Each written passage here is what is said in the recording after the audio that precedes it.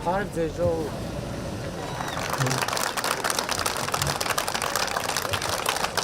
Ժորժան 44-օրյա պատերազմի ընթացքում Գետապ համայնքից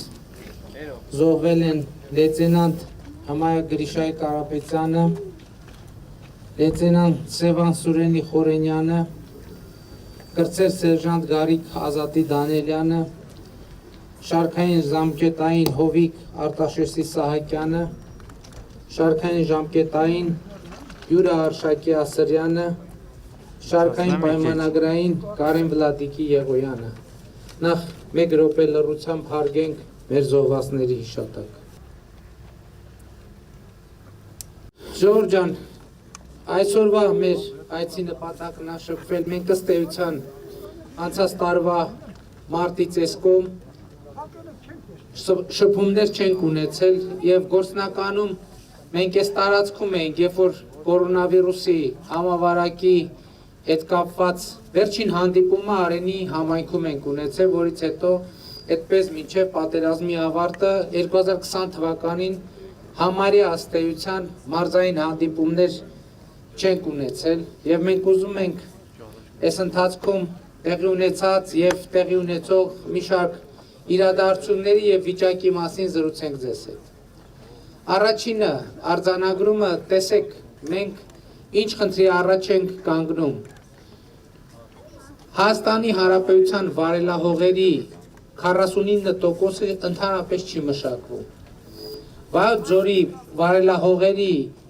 74%-ը ընդհանրապես չի մշակվում։ Վայոց ձորում 15000 հեկտար գյուղատնտեսական նշանակության հող կա եւ այսօր ընդամենը 4000-ն է մշակվում։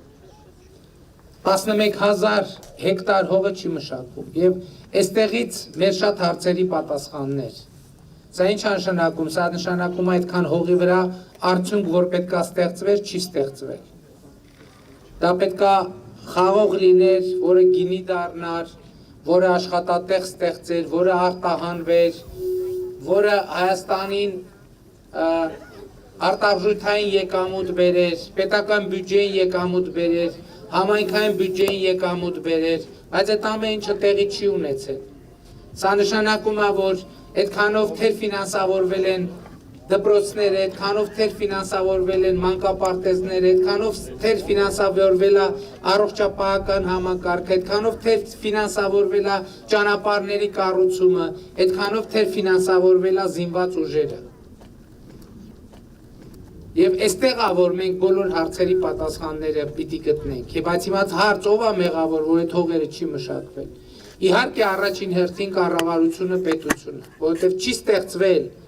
համապատասխան պայմաններ այդ հողերի մշակման համար։ 30 տարի գիտեք ինչ են ծրագրերը, մեզ հիմա շատ են ասում են այդ ծրագրերը ինչ են կրճատել։ Որովհետև հա ինչ գյուղացիներին, ասենք ասում են սալարկա ենք բաժանում։ Գյուղացիներին հատկացված սալարկայի մինիմում կեսը ճամփեքին կորում էր։ Ասում են սելիտրա ենք բաժանում։ Սելիտրայի կեսը ճանապարհներին կորում էր։ Այսօր մենք ուրիշ բան ենք անում, այսօր զարգացման ծրագրեր ենք իրականացնում։ Ասում ենք, որ կաթիլային ոռոգում համակարգ մարդ եթե իր այգում քաշում է, մենք փողի մի մասը հետ ենք տալիս։ Խելացի անասնագոմ կառուցումը փողի մի մասը հետ ենք տալիս։ 3-ից 15 միլիոն դրամանոց 0%-ով վարկեր ենք տալիս, որպեսզի կոնկրետ ներդրումային ծրագրեր իրականացնեն մեր գյուղացիները։ Եվ մենք այսօր ուրիշ առաջարկություններ ունենք, ուրիշ ծրագիր կա, որը մենք առաջիկայում անպայման կընդունենք։ Մենք մտածում ենք, որ մինչև 3 հեկտար այն տնտեսությունները, որոնք կանցնեն կաթիլային ոռոգման, 5 տարի մենք իրենցից ոռոգման ջրի փող չուզենք։ Այսինքն, եթե մինչև 3 հեկտարանոց տնտեսություն անցնում է կաթիլային ոռոգման, 5 տարի ջրի, ոռոգման ջրի մասին է խոսքը, ընդհանրապես գումար չուզենք։ Սա ինչի համար ենք անում, սա անում ենք, որպեսզի մեր մշակվող հողատարածքների թիվը ընդլայնվի։ Հաջորդ ծրագիրը մենք մեկնարկել ենք ջրամբարաշինության ծրագիր Հայաստանի Հանրապետությունում։ Ամեն տարի մեր լեռներում տարեկան 7 միլիարդ խորանարդ մետր ջուր է ձևավորվում։ Բայց մենք անբարում ենք դրանից ընդամենը 1 միլիարդը։ Այն 6 միլիարդը գնում կորում է։ Այդ 6 միլիարդը ժամանակակից տեխնոլոգիաների կիրառմամբ հերիքա դեռ մի բան էլ ավել, որպեսզի մենք մեր բոլոր հողատարածքները այնտեղ որտեղ ֆիզիկապես հնարավոր է կարողանանք ռոռոկելի դարձնել, կաթիլային եղանակով կամ անձրևացման եղանակով։ Այսօր մենք ինչ ենք անում, ասում են ինչա փոխվել, տասնյակ գյուղեր Հայաստանի Հանրապետությունում, որ 80-ականներից այս կողմ ճանապարհ չեն ունեցել, ճանապարհները նորոգվել է, Խնձորոտ գյուղում էինք մենք այսօր, 14 կիլոմետր ճանապարհ նորոգվել, 2 միլիոն դոլարի ներդրում արվել, պետությունը 2 միլիոն դոլար է ծախսել, որ Խնձորոտ գյուղի ճանապարհը նորոգի։ Խնձորոտ գյուղը իր անկախությունից ի վեր հաստատ երբեք 2 միլիոն դոլարի ներդրում չի ունեցել, երբեք։ Այդպիսի տասնյակ գյուղեր կան Հայաստանի Հանրապետությունում, որ 18 թվականից հետո ճանապարհ են ստացել։ Ճանապարհը շատ կարևոր է։ Ես այսօր գնացի Խնձորոտում նայեցի, միջև գյուղի վերջին տան մուտքի դեմը ասֆալտ է արած։ Սա առաջին հերթում պետության վերաբերմունքն է քաղաքացու նկատմամբ։ Բայց մենք դա անում ենք, որպեսզի գյուղը դառնա միջավայր ներդրումների համար, աշխատելու համար։ Ու հա պարզ է, բոլոր խնդիրները չենք լուծել 3 տարվա մեջ։ Բայց Խնձորի գյուղի օրինակը եւ այդպիսի տասնյակ գյուղերի օրինակը, որ 84 թվից ճանապարհ չի նորոգվել։ 84 թվից, այսինքն 84 թվին այդ ճանապարհը կառուցվել է եւ էլ ընդհանրապես չի նորոգվել։ Եվ մենք պետք է մենք խնդիր ենք դրել այո հատ գնալ եւ այս բոլոր խնդիրները լուծել, բայց փիլիսոփայական առումով մենք երկու ուղերձ ունենք այսօր ձեզ տալու։ Առաջինը, որ մեր բոլոր խնդիրները պետք է լուծվեն աշխատանքով։ Չկա այդպիսի խնդիր, որ լուծվի առանց աշխատանքի։ Առանց աշխատանքի հնարավոր չի որևէ բան անել։ Բայց մենք այսօր Հայաստանում բազմաթիվ թափուր, մենք գիտեք չէ, որ բազմաթիվ մարդիկ աշխատանք են խնդրում։ Բայց մենք բազմաթիվ աշխատատեղեր ունենք, որոնք թափուր են համապատասխան մասնագետների չլինելու պատճառով։ Դրա համար մեր հաջորդ խնդիրը որն է կրթության ոլորտի բարեփոխումները։ Որպեսզի մեր երեխաները սկսած, նախ մենք ինչ ենք ասում, հանրապետության բոլոր բնակավայրերում պետք է լինեն նախակրթարաններ։ Երեխեքի կրթությունը պետք է սկսի ըստ էության, երբ որ ինքը թոթովախոս սկսում է խոսալ, այդ ժամանակից իր կրթությունը պետք է սկսի։ Հաջորդը դպրոցներում մենք ինչ խնդիր ունենք։ Դպրոցում խնդիր ունենք ուսուցիչների աշխատավարձի եւ ուսուցիչներին խթանելու, որ իրանց որակավորումը անընդհատ բարձրանա։ Մենք դրա համար մի եղանակ ենք ստեղծել, որ այս տարվանից արդեն կսկսի ուսուցիչների աշխատավարձը 30-ից 50%-ով կբարձրանա։ Ինչպես մենք առայժմ 5 առարկաների ուսուցիչների հրավիրում ենք ատեստավորում անցնել, այսինքն իրանց բարձր որակավորումը հաստատել եւ որակավորումը բարձրացնել։ Նրանք, ովքեր այդ ատեստավորումը կանցնեն,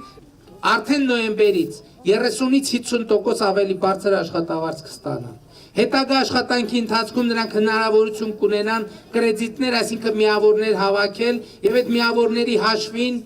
ավելի բարձրացնել, հետեւողական անընդհատ բարձրացնել իրենց աշխատավարձը։ Հեռավոր գյուղերում դպրոցների հարցը լուծելու համար մենք նախ դպրոցաշինության հսկայական ծրագիր ենք իրականացնում։ Վերջին 3 տարում տասնյակ դպրոցներ եւ մանկապարտեզներ են շահագործման հանձնվել։ Բայց կա նաև ուրիշ խնդիր, ինչպես լուծել հեռավոր գյուղերի մասնագետների հարցը։ Մենք այդ վերապատրաստված եւ բարձր որակավորում ունեցող ուսուցիչներին նաև ավելացնում ենք իրանց գործուղման փողը, որպեսզի երբ որ իրանք գնան գործուղման հեռավոր գյուղեր եւ դասեր վարել, այնքան գումար ստանան, որ դա իրանց հետաքրքրի։ Հաջորդը մենք հեռավոր կրթության համակարգ ենք մտցնում, այդ հեռավոր գյուղերի համար, որ այս բարձր որակավորում ունեցող ուսուցիչները նաև հեռավոր դասեր վարեն միանգամից տարբեր տեղերում, որ երեխեքը նստեն իրենց դասարաններում, էկրաններին երևա այդ բարձր որակավորում ունեցող ուսուցչի դասապրոցեսը, իսկ դասասենյակում ներկա կլինի, ասենք, ինստրուկտոր, համակարգող ուսուցիչ, որ այդ ամեն ինչը կապահովի։ Բարձրագույն կրթության ոլորտում ես նախորդ շաբաթ թե ամիս Արմավիրում հայտարարություն արեցի, որ մենք պատրաստում ենք իրականացնել ակադեմիական քաղաքի գաղափարը։ Եվ աղմուկ բարձրացավ, ասեցին, վայ բուհերի շենքերը ուզում են վաճառեն, որ ակադեմիական քաղաք ստեղծեն։ Նախ մենք վերջին շրջան բարձրագույն կրթության եւ գիտության մասին օրենքով շատ է շահարկվում Երևանի պետական համալսարանի հարցը։ Երևանի պետական համալսարանին տվել ենք հատուկ կարգավիճակ։ Այդ հատուկ կարգավիճակով ընդգծելով Երևանի պետական համալսարանի առանձնահատուկ նշանակությունը, բայց ես ձեզ ուրիշ բան ասեմ։ Այսօր Հայաստանի Հանրապետությունում չկա գոնե մի բուհ, մի հատիկ, որ ժամանակակից բուհական չափանիշներին համապատասխանող շենքեր ունենա, շենք ունենա։ Չկա ոչ մի այդպիսի շենք։ Մենք մեր որևէ բուհ չի համապատասխանում, բուհի շենք չի համապատասխանում ժամանակակից պահանջներին։ Ես ձեզ ուրիշ օրինակ բերեմ, օրինակ մանկավարժական համալսարանի հիմնական շենքը գիտեք որտեղ է։ Փողոցի վրա, աղմուկի մեջ։ Այսօր մենք խոսում ենք սպորտի զարգացման մասին, ամբողջ աշխարհում սպորտի զարգացման կարևոր խթաններից մեկը այդ ուսանողական սպորտն է։ Այսօր մեր բուհերի մեծ մասը ուղղակի մարզական ենթակառուցվածք չունի։ Մարզական ենթակառուցվածք չունի, այդ բուհական սպորտի մասին խոսելը ավելորդ է։ Հաջորդը մենք ինչ ենք անում, արդեն արել ենք այս տարի։ Գիտության ֆինանսավորումը 15%-ով ավելացրել ենք։ Եվ հիմա ծրագիր ենք մեկնարկել, որ 2022 մեկնարկում ենք ավելի ճիշտ, 2022-ից 25 թվականների ընթացքում գիտության ֆինանսավորումը ամեն տարի 3-ից 5 միլիարդով ավելանալու է, 3-ից 5 միլիարդ դրամով ավելանալու է։ Եվ սա ասում ենք ինչի համար, որ երիտասարդներն էլ կառավարության այս քաղաքականությունը տեսնելով գիտությամբ զբաղվելու ավելի մեծ խթաններ ունենան։ Հաջորդ մեր ուղղությունը շատ հարց է հնչում, թե որն է մեր երկրի արտաքին անվտանգությունը ապահովելու մեր տեսլականը։ Ես արդեն հայտարարել եմ, որ արտաքին անվտանգության ապահովման մեր ճարտարապետության պատկերացումը հետևյալն է։ Դա հենված է հայ-ռուսական ռազմավարական համագործակցության վրա։ Դուք գիտեք, որ մենք ունենք համատեղ զորախումբ, հայ-ռուսական համատեղ զորախումբ եւ Կովկասյան տարածաշրջանում հավաքական անվտանգության, միասնական հակաօդային պաշտպանության համակարգ։ Այդ համակարգերի, այդ պայմանագրերի բերումով հարձակումը Հայաստանի Հանրապետության վրա նշանակում է հարձակում Ռուսաստանի Դաշնության վրա։ Իհարկե մենք պետք է բարեփոխենք մեր բանակը պետք է լինի պրոֆեսիոնալ բանակ։ Մեր պայմանագրային ծառայության հին համակարգը բազմաթիվ հարցեր առաջացրեց, ինչու՞։ Որովհետև մեր պայմանագրայինները 14 օր մարտական հերթապահություն էին վարում, 14 օրից 12 օր զբաղվում էին ուրիշ գործերով։ Գյուղատնտեսություն, անասնապահություն, մեկը տաքսի էր քշում, մեկը ուրիշ բան, ուրիշ գործով է զբաղված։ Բայց զինվորականը մենք պետք է ապահովենք, որ զինվորականը զբաղվի պրոֆեսիոնալ իր զինվորականությամբ։ Աշխատավարձն է պետք բարձրացնել, այդ ծառայությունն է պետք գրավիչ դարձնել։ Իսկ ժամկետային զինծառայության համակարգը ընդհանրապես պետք է փոխել։ Մենք պետք է մտածենք, որ ժամկետային պարտադիր զինծառայությունը ժամկետ էականորեն կրճատենք, ասենք տարբեր գաղափարներ կա, կքննարկենք։ Օրինակ կա գաղափար, որ պետք է լինի, ասենք օրինակ 5 տարին մեկ 3 ամսյա կամ 2 ամսյա ծառայություն, որպեսզի երիտասարդները բոլորը այդ մարտական նվազագույն հմտություններին տիրապետեն։ Եվ պրոֆեսիոնալ բանակ մենք պետք է ունենանք այով, երբ որ զինվորը պրոֆեսիոնալ, ինքը ուրիշ գործով չի զբաղվում։ Բայց սրա համար ինքը պետք է շատ բարձր էական աշխատավարձ ստանա, եւ մենք հիմա այդ process-ը սկսել ենք։ Առաջիկայում մեր մի շարք մենք աշխատում ենք, որ պայմանագրայինների աշխատավարձը սկսվի լինի մոտավորապես 300,000 դրամի կարգի, 300-320,000 դրամի կարգի։ Հաջորդ կարևոր խնդիրը տարածաշրջանային կայունությունն է։ Այսօր շատ են վախեցնում, գիտեմ, ժողովուրդ, որ ասում են, վայ, պատրաստվում են ճանապարհ տալ։ Մենք պատրաստում ենք ոչ միայն ճանապարհ տալ, այլ պատրաստում ենք ճանապարհ ստանալ։ Որովհետև մեր մեծագույն տնտեսական խնդիրն է, որ մենք անկախությունից ի վեր ըստ էության երկաթուղային կապից զրկված ենք 92-93 թվականից։ Եվ մեզ համար կենսական կարևոր խնդիր է ունենալ վերականգնել երկաթուղային կապը Իրանի Իսլամական Հանրապետության եւ Ռուսաստանի Դաշնության հետ։ Այս ճանապարհը ունենալու համար մենք պետք է այո Ադրբեջանին նաև ճանապարհ տանք օգտագործելու դեպի Նախիջևան։ Որտեւ եթե չտանք ճանապարհ չենք ունենա ճանապարհ, եթե ուզում ենք ունենանք ճանապարհ, պետք է տանք նաև ճանապարհ։ Շատ է շարքում Ադրբեջանի նախագահը անընդհատ ասում է Զանգեզուրի միջանց, Զանգեզուրի միջանց, Զանգեզուրի միջանց, եւ մեր ներքին կյանքում էլ է դա շահարկում։ Ես էլ եմ ասում, նոյեմբերի 9-ի հայտարարության մեջ ոչ միջանցք, ոչ Զանգեզուր, ոչ Մեղրի արտահայտություն չկա։ Բայց եթե իրանք շարունակեն ասել Զանգեզուրի միջանց, մենք եք ասենք Նախիջևանի միջանց։ Եթե իրանք Զանգեզուրով են, այսպես ասած, տրանսպորտային միջանցք են դնում անունը, ուրեմն մենք էլ Նախիջևանով ենք, մենք էլ Նախիջևանի միջանցք ենք ստանում։ Ուրեմն մենք էլ հյուսիսադրբեջանական միջանցք ենք ստանում։ Եվ երբ որ երկաթուղային հաղորդակցությունը վերականգնվի, մենք հնարավորություն ենք ունենում մեր երկրի արդյունաբերական երբեմնի փառքը վերականգնել։ Եվ դրա համար անկյունակարային նշանակություն ունի պղնձի այն պաշարները, որ ունի Հայաստանի Հանրապետությունը։ Երեք ընդամենը 2 օր առաջ պղնձի 1 տոննան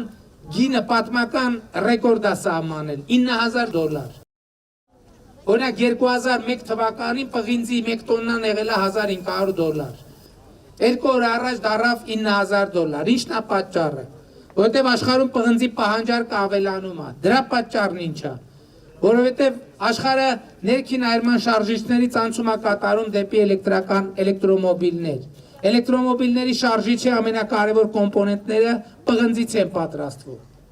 Այսպես ասած, վերականգնվող էներգետիկայում պղինձը առանցքային նշանակություն ունի։ Եվ հետևաբար մենք ինչ խնդիր պետք է լուծենք։ Մենք խնդիր պետք է լուծենք, որ մեր երկրից ընդհանրապես հանքաքարշ արտահանվի։ Այլ արտահանվի պղինձը ձուլվի Հայաստանի Հանրապետությունում եւ հետագա մշակումներ անցնի Հայաստանի Հանրապետությունում։ Խորհրդային միության ժամանակում Հայաստանում կաբելի, հաղորդալարերի, լարերի հսկայական արդյունաբերություն է եղել։ Եվ այդ արդյունաբերությունը փակվել է հենց այդ պատճառով, որ մենք ըստ էության պղնձի ձուլման կամ որպես հումք օգտագործելու հնարավորություններն են սահմանափակվել։ Եվ երբ որ մենք ունենանք ճանապարհների հաղորդակցության վերականգնում, պղնձի ձուլում, այսինքն պղնձաձուլարան, պղնձի հետագա վերամշակման, այսինքն ձուլեցիր ձուլակտոր, բայց դրանից ապրանք ստանալու պրոցեսն էլ է կարևոր։ Այդ արտադրությունները նույնպես պետք է կազմակերպել Հայաստանի Հանրապետությունում։ Սա մեզ հնարավորություն կտա այնքան մեծացնել մեր երկրում էլեկտրաէներգիայի պահանջարկը, որ այո նոր ատոմակայանի կառուցումը կդառնա իրական։ Ես հիմա ուզում եմ անդրադառնալ նաև Ղարաբաղի հարցին։ Տեսեք, նախորդ օրը խորհրդարանում շատ մանրամասն քննարկում ենք ունեցել։ Ես չգիտեմ դուք առիթ ունեցել եք, հետևել եք, թե չեք հետևել։ Բայց ուզում եմ մի այսպիսի նյուանս ավելացնեմ այս ամեն ինչին։ Իմ խորին համոզմունքը այն է, որ եթե նույնիսկ այս պատերազմը անխուսափելի պատերազմ է ժողովուրդ։ Ինչու՞։ Որովհետև 2018 թվականի դրությամբ Հայաստանը իր բոլոր զիջումները արել էր, բոլոր զիջումները ըստ այդ պահի դրությամբ եղած բանակցային փաստաթղթերի Հայաստանը պետք է զիջեր բոլոր 7 տարածքները, Ադրբեջանին հանձներ բոլոր 7 տարածքները, ներառյալ Քելբաջար եւ Լաչին։ Լաչինի միջանցք պետք է լիներ։ Երկրորդը 2018 թվականի դրությամբ բանակցային իրավիճակն այնպիսին էր, որ Հայաստանը պետք է հանձներ բոլոր 7 տարածքները։ Այն նրբությամբ, որ Քելբաջարն ու Լաչինը պիտի հանձնեինք, բայց Ադրբեջանը պիտի միանգամից կոնտրոլ չունենար դրա վրա, դա պիտի անցներ ԵԱՀԿ-ի մոնիտորինգի տակ մինչև եւ այլն։ Բայց ինչն էր կարևոր այդտեղ։ Կարևորն էր, որ Ադրբեջանը շարունակաբար եւ հետեւողականորեն հրաժարվել էր արդեն քննարկել Լեռնային Ղարաբաղի կարգավիճակի հարցը նույնիսկ միջանկյալ կարգավիճակի տարբերակով։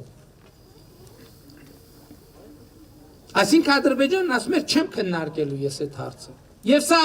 խոստովանել է Սերժ Սարգսյանը դեռևս 2017 թվականին Արմենիա հեռուստաընկերությանը տված հարցազրույցում, որը ես ազգային ժողովի ամբիոնից մեջ բերեցի։ Ինչ է ասել։ ասել է, որ ապրիլյան պատերազմը ըստ էության նշանակում է, որ Ադրբեջանը հրաժարվում էր մադրիդյան սկզբունքներով հարցի կարգավորման տարբերակից։ Դա ինչ է նշանակում։ Մադրիդյան սկզբունքների այս կոնտեքստում ամենաառանցքային հարցը այն է, որ պետք է Ղարաբաղը միջանկյալ կարգավիճակ ունենար։ Եվ երկրորդը, որ ասում ապրիլյան պատերազմը ցույց տվեց։ Հետո էլ ասում մենք ջախջախեցինք ապրիլյան պատերազմում հակառակորդին, բա որ ջախջախեցիր ընդհակառակը, դրա արդյունքում նրա դիրքորոշումը ոչ թե պետք է ավելի կոշտանար, այլ քո դիրքորոշումը պետք է ավելի կոշտանար։ Ընդհակառակը նրա դիրքորոշումը ավելի զիջող պետք է դառնար։ Բայց այստեղ ամենակարևոր առանձնահատկությունն է նա, որ նաև 2016 թվականից սկսած ուշադրություն դարձրեք, նաև միջնորդներն են սկսել պաշտպանել Ադրբեջանի այդ դիրքորոշումը։ Եվ Հայաստանի ըստ էության օֆիցիալ պահանջ ներկայացվել ընդհանրապես հրաժարվել միջանկյալ կարգավիճակի գաղափարից։ Այն հիմնավորման, որ եկեք այդ միջանկյալ կարգավիճակ տերմինը հանենք, բայց միջանկյալ կարգավիճակի ատրիբուտները պահպանենք։ Բայց այստեղ էլ լիքը հարցեր ա ծագում։ Ես էլի ասացի, գլուխ են գովում, ասում են բանակցային փաստաթղթերում եղել ա դրույթ, որ Լեռնային Ղարաբաղի վերջնական կարգավիճակը պետք է որոշվի հանրաքվեի միջոցով, որը պետք է արտահայտի Լեռնային Ղարաբաղի ամբողջ բնակչության ազատ կամ արտահայտությունը։ Թվում է, թե շատ լավ նախադասություն է, չէ՞, առաջին հայացքից։ Բայց նշած չէ, հանրաքվեի տեղը նշած չի։ Տեղը նշած չի։ Որտեղ այդ հանրաքվեն տեղի ունենում։ Գրված չի, որ Լեռնային Ղարաբաղում է տեղի ունենում։ Գրված է, թե որ տեղի է ունենում համաժողովրդական անգլերեն nationwide հանրաքվե, որը պետք է արտահայտի Լեռնային Ղարաբաղի ամբողջ բնակչության ազատ կամ արտահայտությունը։ Չէ, հնարավորություն տա ազատ կամ արտահայտման։ Ու այստեղ է որ գալիս է հարցը, բա մենք հարցնում ենք, որ այս բանը որտեղ է տեղի ունենալու, այս հանրաքվեն տեղը չի նշած լինելու։ Ադրբեջանն ասում է, դա պետք է ամբողջ Ադրբեջանի տարածքում լինի այդ հանրաքվեն, որ որոշվի Լեռնային Ղարաբաղի կարգավիճակը։ Բա մենք հետո միջնորդերին ասում ենք, բա այս բանավեճը ո՞նց է լուծվելու։ Ասում են, դե դուք ո՞նց պայմանավորվեք, տենց էլ լուծվելու է։ Հաջորդ, այդ որ ես ասում եմ Շուշիի հարցը միշտ էլ եղել է։ Ինչ է նշանակում Լեռնային Ղարաբաղի ամբողջ ժողովուրդ։ Ինչ է նշանակում։ Հղում է արված փաստաթղթերի ինտեղից ուրիշ փաստաթղթի, ինտեղից ուրիշ փաստաթղթի, ինտեղից մի հատ ուրիշ փաստաթղթի, որ Ադրբեջանին հնարավորություն է տալիս ասել, որ Լեռնային Ղարաբաղի ժողովուրդ են, ոչ միայն են 40,000 ադրբեջանցիները, որոնք 92-91 թվականին հեռացել են Լեռնային Ղարաբաղից, այլև նրանց հետո ծնված նրանց երեխաները, նրանց թոռները, նրանց ծոռները, սա ինչի եմ ասում, սա ասում եմ ցույց տալու համար, որ այսօր ասում են իշխանությունը բանի արժանապատիվ խաղաղության հնարավորությունը բաց թողեց, չի եղել արժանապատիվ խաղաղության հնարավորություն, ես ձեզ ավելին ասեմ, եթե այս ամեն ինչին մենք համաձայնվեինք, Ադրբեջանը չէր համաձայնվելու։ Եվ դրա ապացույցը կա, գնացեք Սերժ Սարգսյանի 2016 թվականի նոյեմբերի հարցազրույցը տեսեք։ Ինչ է ասում, փաստորեն ստացվում է, որ հայկական կողմը Ադրբեջանին ասել է 7 տարածքները տամ քեզ, Ադրբեջանն ասել է չէ։ Բայց խնդրում եմ ուշադրություն դարձրեք։ Հայկական կողմը ասել է 7 տարածքները տամ քեզ, Ադրբեջանը ասել է ոչ։ Ասել է ոչ, ժողովուրդ։ Ինչի, որովհետև ինքը ասել է Ղարաբաղն էլ պետք է 10։ Սերժ Սարգսյանն էր ասում 2018 թվականի ապրիլի 17-ից ազգային ժողովի ամբիոնից։ Ասում էր, որ ես որ ասում եմ մենք բանակցությունները փակուղային վիճակում ենք ժառանգի, ասում են, չէ, ինչ եք ասում, ինչ եք ասում։ Մինչդեռ ինքը 2018 թվականի ապրիլի 17-ին հայտարարել է։ Բանակցային գործընթացը լավատեսություն չի ներշնչում, որովհետև ավելին բանակցային գործընթացը կանգնած է, որովհետև բանակցությունների արդյունքից Ադրբեջանի ակնկալիքները անիրատեսական են եւ անընդունելի մեզ համար։ Այսինքն խաղաղ արժանապատիվ խաղաղությունը ո՞րն է։ Մենք պետք է գնայինք Ադրբեջանի անընդունելի Բաները պայմաններ ընդունեինք, այդ դուք ընդունեիք բա։ Բա 20 տարի բանակցում եք, ընդունեիք։ Բա 98 թվին, որ իշխանափոխություն եք անում Քոչարյան Սարգսյան զույգով, ասում էին, որ չի կարելի հարցի կարգավորման բանը, այդ ինչա, փուլային տարբերակը դավաճանությունը։ 2018 թվականին բանակցությունների սեղանին ա եղել եւ այն փաստաթուղթը, որ Սերժ Սարգսյանն ասում է, ես ստորագրելու էի։ Միջանկյալ կարգավիճակով, ով էր քեզ միջանկյալ կարգավիճակ տալու, որ մի հատ էլ ստորագրելու էին։ Բայց էականն է, որ վերնագիրը դրված է հետեւյալ կերպ. О первом этапе и дальнейших шагах Нагорно-Карабахского урегулирования։ Եվ Սերժ Սարգսյանն ասում է, սա փաթեթային լուծումը։ Այսքանից հետո մենք գնայինք ստորագրելու, ասենք համաձայնենք ամեն ինչին էնել, մեկա պատերազմ էր ելնելու։ Ինչի՞։ Որովհետև որոշ համաշխարհային ուժերի միջև հակասություններ այնքան էր խորացել, որ որևէ մեկին ձեռ չէր տալիս, եթե տարբերակը ձեռ էր տալիս, ես մեկին ձեռ չէր տալիս են 4-ին։ Եթե ձեռ էր տալիս են 4-ին, ձեռ չէր տալիս են 3-ին։ Եթե ձեռ էր տալիս են 3-ին, ձեռ չէր տալիս են մյուս 2-ին։ Չկար այդ հնարավորությունը։ Եվ ես 2018 թվականին վարչապետի պաշտոնը ստանձնելով բանակի առաջ մի խնդիր եմ դրել. ամեն օր պատրաստ լինել պատերազմին։ Եվ 2020 թվականի օգոստոսին բանակը ինձ զեկուցել է, որ մենք պատրաստ ենք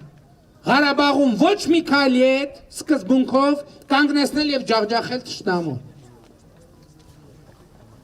Եվ դա պաշտոնական փաստաթուղթ է, որը մենք արդեն գաղտնազերծել ենք։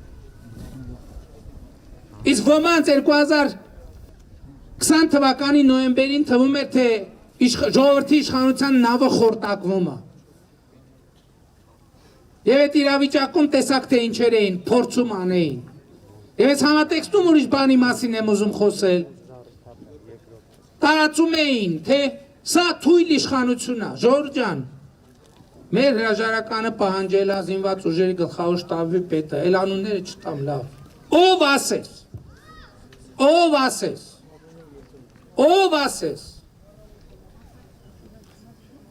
Բայց եթե մենք թույլ իշխանություն լինենք, մենք այսօր այս կարգավիճակում ինչ գործ ունենք կանգնած։ Բայց այդ մենք չենք ուժը, այդ դուք եք ուժը։ Մեր ուժը հոմեզնից չի, մեր ուժը ձեզնից է։ Որովհետև մենք սրան նրան պաձեզներում խփելով չենք եկել հասել իշխանության։ Մենք ձեր վստահությամբ ենք եկել հասել իշխանության։ Ասում են ուժեղ իշխանություն չի սա, այ մեզ պետք է ուժեղ իշխանություն։ Ինչ ուժեղ իշխանություն, որ Վազգեն Սարգսյան, Կարեն Դեմիրճյան գնդակը արի ազգային ժողովում։ Որ ասենք պրիվետ Նիկոլ ասելու համար տանեն զուգարանում ծեծելով սպան է։ Հունական կղզի չենք առել դրա համար, ենք թույլ իշխանություն։ Բադեն-բադեններում առանձնատներ չունենք դրա համար, ենք թույլ իշխանություն։ Հռոմներում հյուրանոցներ չունենք դրա համար, ենք թույլ իշխանություն։ Որ 30,000 դոլարանոց կոստյում չենք հագնում, դրա համար, ենք թույլ իշխանություն։ Որ հայկական շոր ու կոշիկ ենք հագնում, դրա համար, ենք թույլ իշխանություն։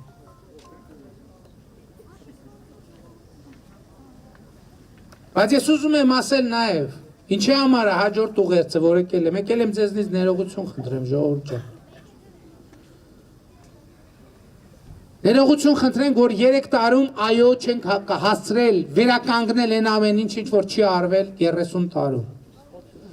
Շատ բաներ կարող էինք ավելի լավ անել, բայց ուղղակի եղել նույն Ղարաբաղի վիճակը, Ղարաբաղի բանը։ Ես շատ եմ նայում, ոնց կարող ենք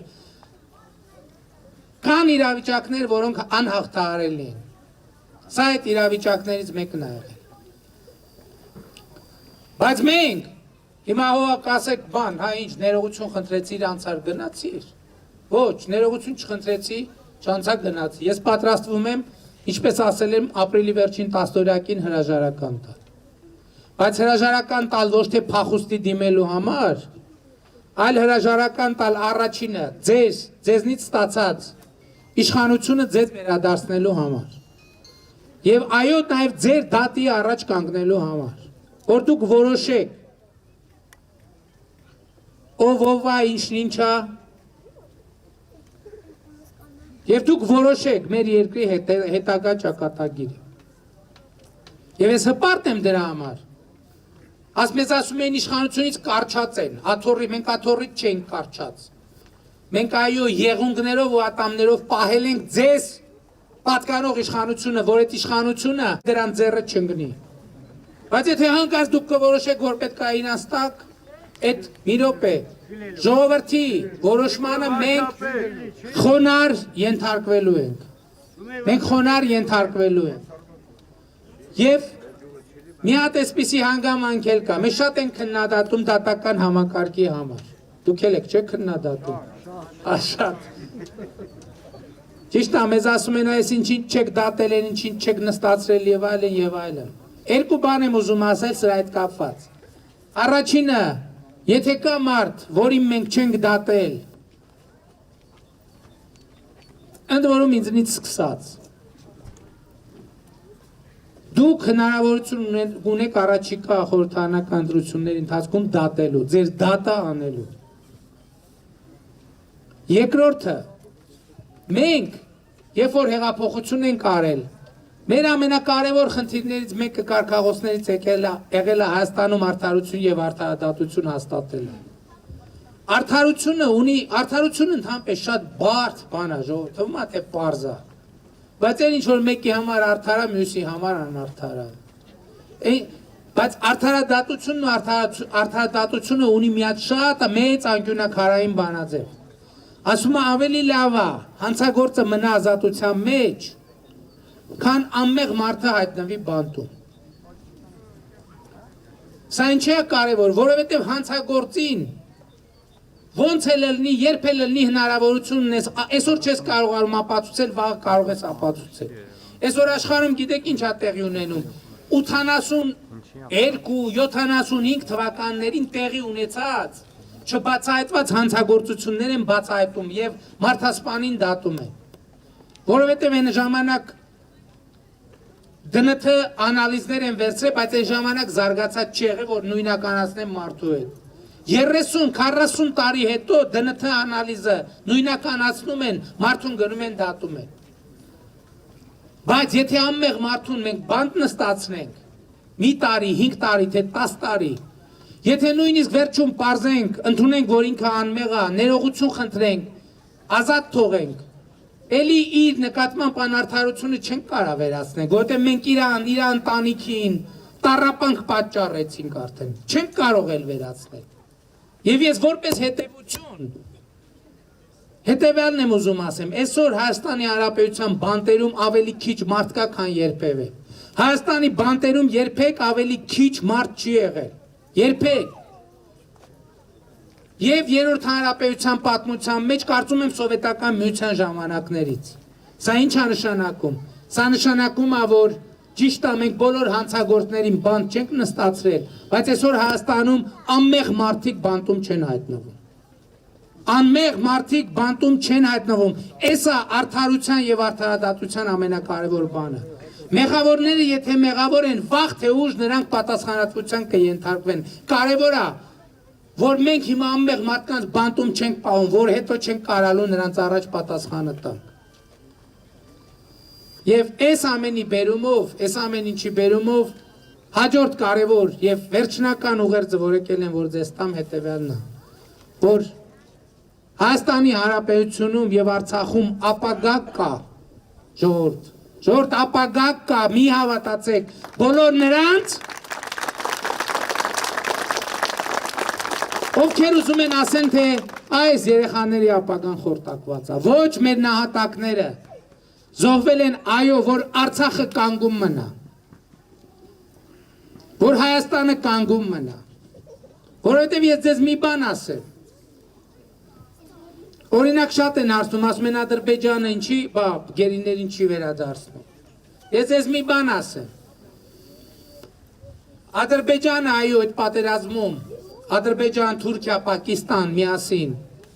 այդ պատերազմում հաղթել են, բայց այդ պատերազմի արդյունքներից բավարարված չեն իրանք, որովհետև իրանց պետք էր ամբողջ Լեռնային Ղարաբաղը առնել կոնտրոլի տակ եւ հայաթափել ամբողջությամբ։ Մեր նահատակների արյան գնով այո Արցախը վիրավորա, բայց կանգուն է։ Եվ մեր երեխաների ապագան այո շատ մեծ անորոշություններ մտավ, բայց այդ ապագան կանգուն է եւ այդ ապագան ազատ է եւ երջանիկ։ Այդ ապագան հզոր է։ Որտեղ մենք իրար հետ մենք իրավունք չունենք հանձնվել։ Շատ ծանր է եղել ժողովուրդ, շատ ծանր։ Այս վերջին 5 ամիսը մենք ապրել ենք դժոխքում։ Բայց մենք չենք հանձնվել հանուն ձեզ։ Եվ դուք էլ չպետք է հանձնվեք հանուն այս երեխեքի։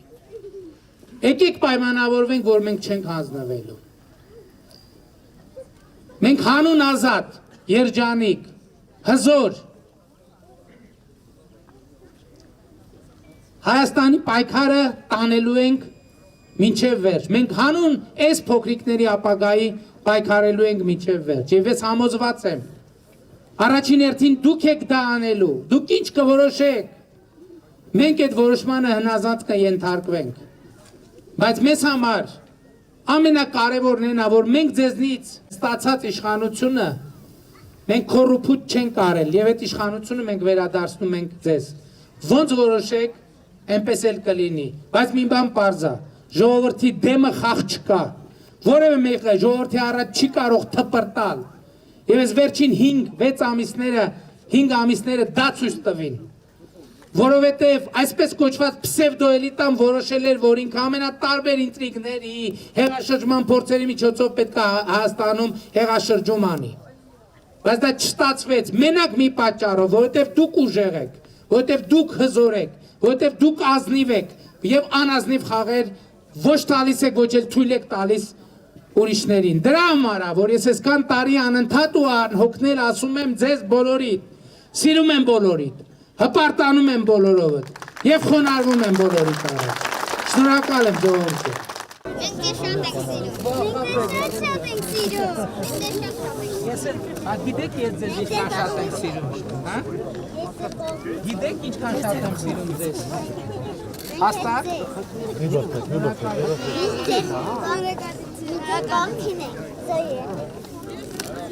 Շնորհակալ եմ ժողովուրդ ջան։